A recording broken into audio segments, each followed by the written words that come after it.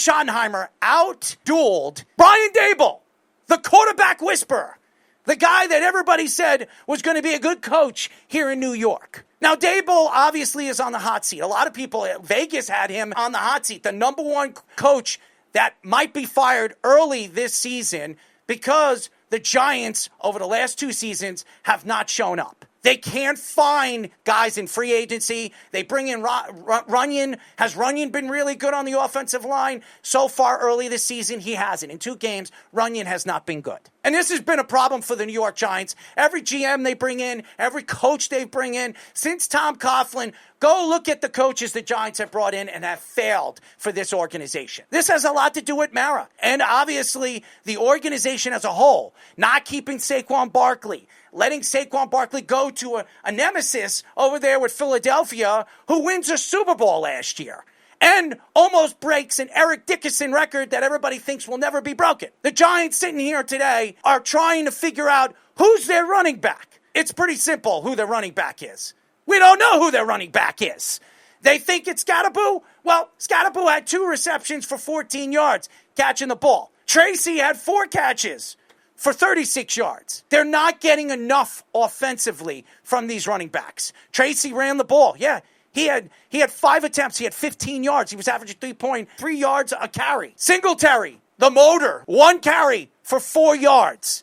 And Scatterboo obviously had 11 attempts for 45 yards and 1 touchdown. I don't know if Scatterboo is a number 1 guy. He's more of a number 2 guy. The Giants don't have enough efficiency offensively to really compete with these big-time teams like the Eagles, like the Rams, like the Packers. The guy that really showed up in the game was Russell Wilson. 30 for 41, 450 yards, 3 touchdowns, and an interception. The old Russell Wilson showed up in game number 2. Does that tell me that Russell Wilson is back? He's going to be the starter for the rest of the season? The answer would be no. He wouldn't be. The Cowboys' defense is horrendous. They have no secondary. They don't really have a pass rush.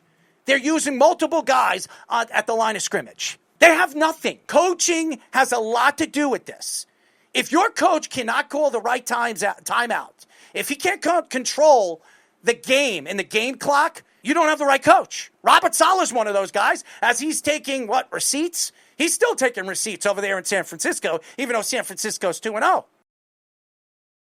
The Giants, I don't know if this coaching staff is good enough to win games like this, close games like this. And the Giants had a chance to win in overtime. I'm not going to blame this all on the coaching staff, but guess what? If Brian Schottenheimer is calling more plays than you are, and if a rookie coach is in a position to play a veteran guy that's been there with the New York Giants over the last few seasons and is trying to buy a win, Russell Wilson putting up numbers like that, what does it tell me right now? It tells me that he could still play. So if I were the Giants right now, I'd wait a couple more weeks and there'll be a team, maybe the Bengals, who just lost Joe Burrow for a significant amount of time. Turf toe is a bad injury when it comes to football. Russell Wilson might be a fit. I don't trust Browning. I'm not going to trust him if the Bengals sneak into the playoffs. They might be in a position where they can get something back for Russell Wilson. And we've seen this. The Giants had Kurt Warner. They had a winning record when they decided to part ways with Kurt.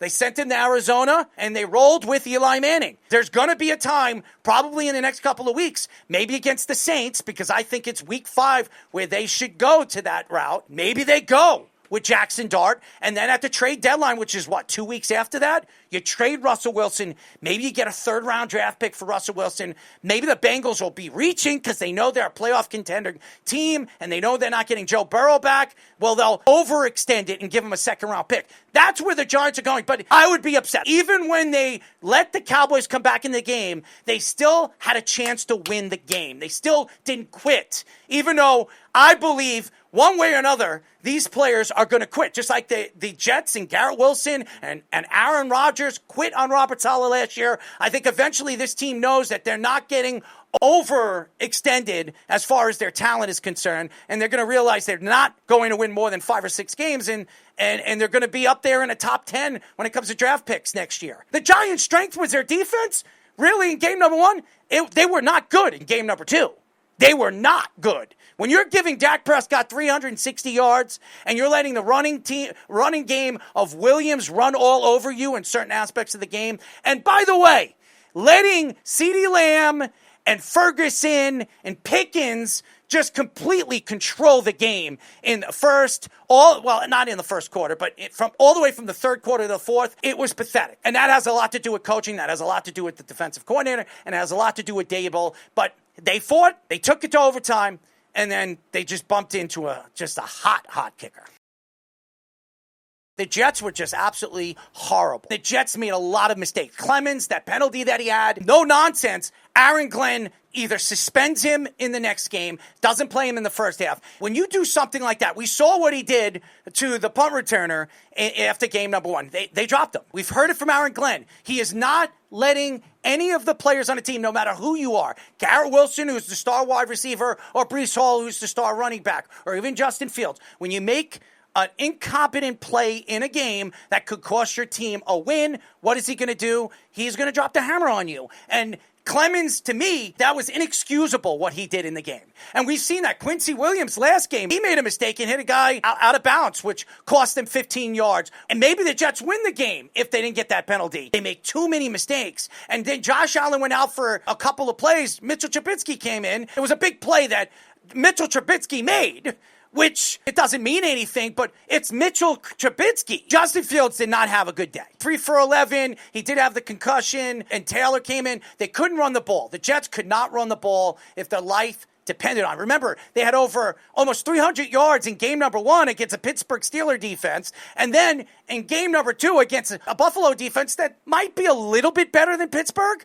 You couldn't run a lick. Breece Hall was 10 attempts for 29 yards. Garrett Wilson was 4 receptions for 50 yards. Didn't do anything in the game. Their second most catches in the game was Breece Hall, who had 2 receptions for 9 yards. They didn't have enough offense. They made too many mistakes. Special teams, again, was absolutely putrid in the game. Everything and anything they could have done wrong, it happened. Aaron Glenn had every reason to be upset after the game in front of the media. It was embarrassing to show up against a division opponent that has been the best team in the division for the last 5 seasons, really. And you would expect, hey, this is the game where we're going to figure out what separates us from the Buffalo Bills. What is it going to take for us to get over the hump and win the division in the near future? And what did they do? They laid up a lousy goose egg. Sauce Gardner got paid a lot of money in the offseason. He needs to produce. He needs to show up. He had a chance to intercept the ball in the first quarter. It was right in his hands, and it falls on the ground. How do you not intercept the ball? It was right there in your hands,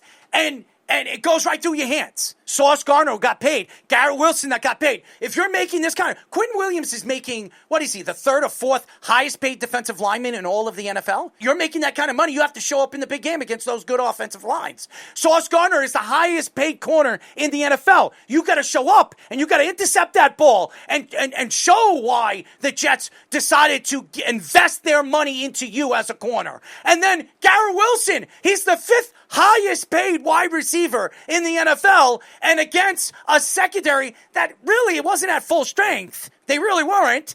You should be able to beat him one-on-one. You couldn't. You couldn't beat him.